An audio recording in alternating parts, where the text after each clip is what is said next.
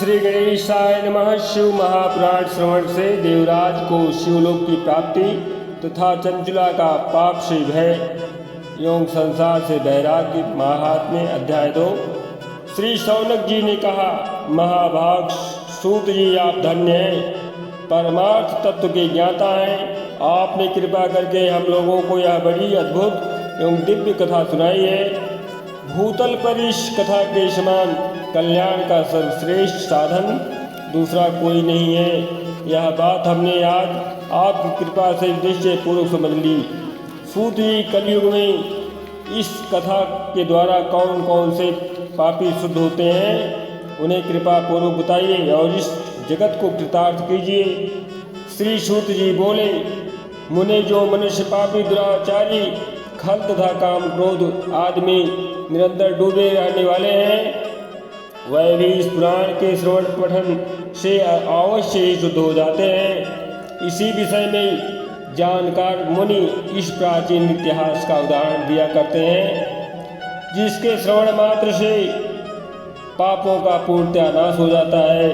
पहले की बात है, कहीं किरातों के नगर में एक ब्राह्मण रहता था, जो ज्ञान में अत्यंत दुर्बल, दरिद्र, रस बेचने वाला तथा वैदिक धर्म से विमुख था। वह स्नान संध्या आदि कर्मों से भ्रष्ट हो गया था और वैश्य वृत्ति में तत्पर रहता था। उसका नाम था देवराज। वह अपने ऊपर विश्वास करने वाले लोगों को ठगा करता था। उसने ब्राह्मणों, क्षत्रियों, वैश्यों, शूद्रों तथा दूसरों को भी अनेक बहानों से मारकर उनका धन हड़प लिया करता था। परंतु उस पापी का थोड़ा सा भी धन कभी धर्म के काम में नहीं लगा था। वह वेश्यागामी तथा सब प्रकार से आचार भ्रष्ट था। एक दिन घूमता घूमता वह दैव योग से प्रतिष्ठानपुर झूसी प्रयाग में जा पहुंचा। वहां उसने एक शिवालय देखा, जहां बहुत से साधु महात्मा एकत्र हुए थे। देवराज उस शिवालय में ठहर गया, किंतु वहां उस ब्राह्मण को ज्वर आ गया, अर्थात बुखार चढ़ गया। उस ज्वर से उसको बड़ी पीड़ा होने लगी। वहां एक ब्राह्मण देवता शिवपुराण की कथा सुना रहे थे। ज्वर में पड़ा हुआ देवराज ब्राह्मण के मुखारबिंद से निकली हुई उस शिव कथा को निरंतर सुनता रहा। एक मास के बाद वह ज्वर से अत्यंत पीड़ित होकर के चल बसा। यमराज के दूत आए और उसे पासों से बांधकर बलपूर्वक यमपुरी ले गए। इतने में इस शिवलोक से भगवान शिव के पार्षदगण आ गए। उनके गौरंग कर्पूर के समान उज्ज्वल थे, हाथ में त्रिशूल से सुशोभित हुए थे। उनके संपूर्ण अंग भस्म से उद्भाषित था और रुद्राक्ष की मालाएं उनके शरीर में शोभा बढ़ा रही थी। वह सब के सब क्रोध पूर्वक यमपुरी में गए और यमराज के दूतों को मार पीट कर बारंबार धमकाकर उन्होंने देवराज की उनके चंगुल से छुड़ा लिया। इस प्रकार से अत्यंत अद्भुत विमान पर बैठा करके जब वह शिवदूत कैलाश जाने के लिए उद्यत हुए, उस समय यमपुरी में बड़ा भारी कोलाहल मच गया। उस कोलाहल को सुनकर के धर्मराज अपने भवन से बाहर आए। साक्षात दूसरों रुद्रों के समान प्रतीत होने वाले उन चारों दूतों को देख करके धर्मज्ञ धर्मराज ने उनका विधिपूर्वक पूजन किया और ज्ञान दृष्टि से देख करके सारा वृत्तांत जान लिया। उन्होंने भय के कारण भगवान शिव के उन महात्मा दूतों से कोई बात नहीं पूछी, उल्टे उन सब की पूजा एवं प्रार्थना की। तत्पश्चात वह शिवदूत कैलाश को चले गए और वहां पहुंचकर उन्होंने उस ब्राह्मण को दया सागर शाम शिव के हाथों में दे दिया। श्री शौनक जी कहते हैं कि महाभाग सूत जी, आप सर्वज्ञ हैं। महामते आपकी कृपा प्रसाद से मैं बारंबार कृतार्थ हुआ। इस इतिहास को सुनकर के मेरा मन अत्यंत आनंद में निमग्न हो रहा है। अतः आप भगवान शिव में प्रेम बढ़ाने वाली शिव संबंधिनी दूसरी कथाओं को भी कहिए। श्री सूत जी बोले, शौनक सुनो, मैं तुम्हारे सामने गोपनीय कथा वस्तु का भी वर्णन करूंगा, क्योंकि तुम शिव भक्तों में अग्रगण्य हो तथा वेद वेदांताओं में सर्वश्रेष्ठ हो। समुद्र के निकटवर्ती इस प्रदेश में एक वाशकल नामक ग्राम है, जहाँ वैदिक धर्म से विमुख महापापी द्विज निवास करते हैं। वह सब के सब बड़े पापी हैं, दुष्ट हैं। उनका मन दूषित विषय में विभोगों में ही लगा रहता है। वह न देवताओं पर विश्वास करते हैं न भाग्य पर। वह सभी कुटिल वृत्ति वाले हैं, किसानी करते हैं और भांति भांति के घातक अस्त्र शस्त्र रखते हैं। वह व्यभिचारी और खल हैं। ज्ञान वैराग्य तथा सद्धर्म का सेवन ही मनुष्य के लिए परम पुरुषार्थ है। इस बात को वह बिल्कुल नहीं जानते हैं। वह सभी पशु बुद्धि वाले हैं। जहाँ के द्विज ऐसे हों, वहाँ के अन्य वर्णों में विषय में क्या कहा जाए। अन्य वर्णों के लोग भी उन्हीं के भांति जो है कुत्सित विचार रखने वाले हैं। स्वधर्म विमुख एवं खल है। वह सदा कुकर्म में लगे रहते हैं और नित्य विषय भोगों में ही डूबे रहते हैं।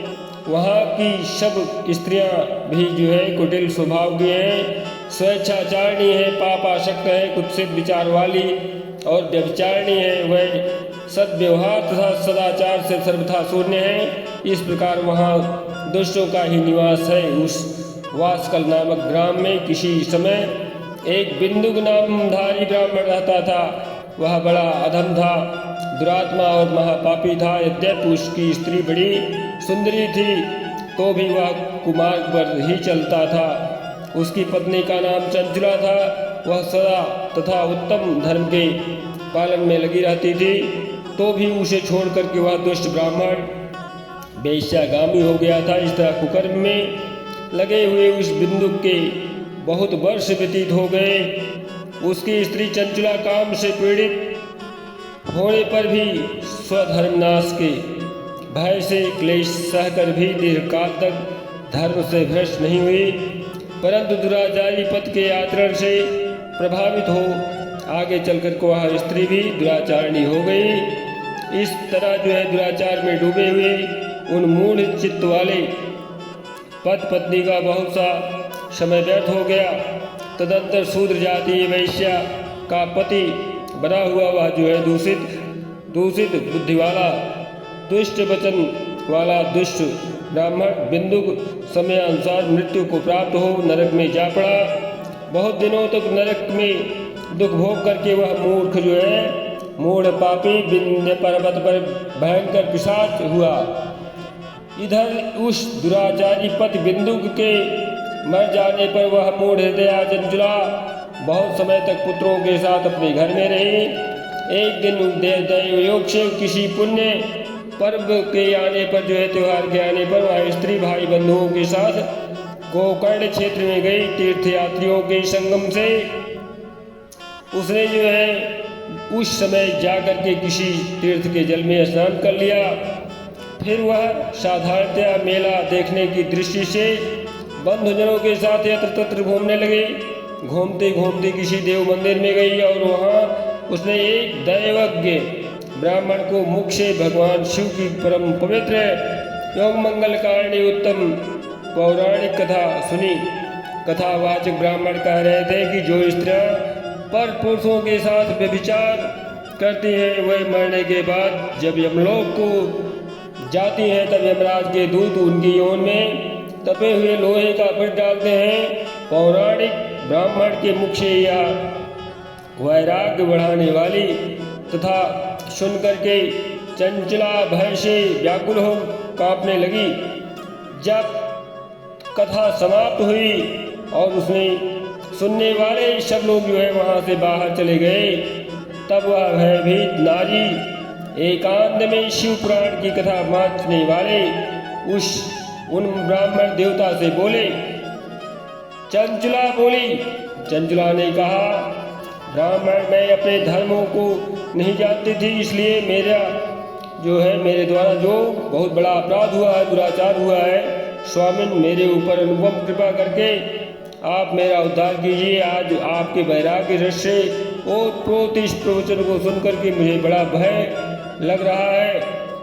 मैं कांप उठी हूँ और मुझे इस संसार से वैराग्य हो गया है। मुझ मूढ़ चित्त वाली पापनी को धिक्कार है, मैं सर्वथा निंदा के योग्य हूँ, कुत्सित विषयों में फंसी हुई हूँ और अपने धर्म से विमुख हुई हूँ। इस प्रकार से हाय, न जाने अपने किस घोर कष्टदायक दुर्गति में मुझे जाना पड़ेगा और भोगना पड़ेगा, और वहाँ कौन बुद्धिमान पुरुष को मार्ग में मन लगाने वाली मुझ इस पापनी का साथ देगा।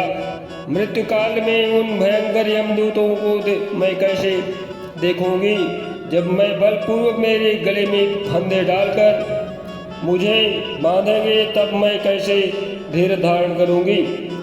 इस प्रकार से नरक में जब मेरे शरीर के टुकड़े टुकड़े किए जाएंगे, उस समय बहुत ही दुख होगा और उस महा यातना को मैं कैसे सहूँगी। हाय, मैं मारी गई, मैं जल गई, मेरा हृदय विदीर्ण हो गया और मैं सब प्रकार से नष्ट हो गई, क्योंकि मैं हर तरह से पापों में डूबी रही हूँ। ब्राह्मण, आप मेरा उद्धार करने का उपाय बताइए। मेरे गुरु, आप ही माता और आप ही पिता हैं, आपकी शरण में आई हुई हूँ। मुझ दीन अबला का आप उद्धार कीजिए, उद्धार कीजिए।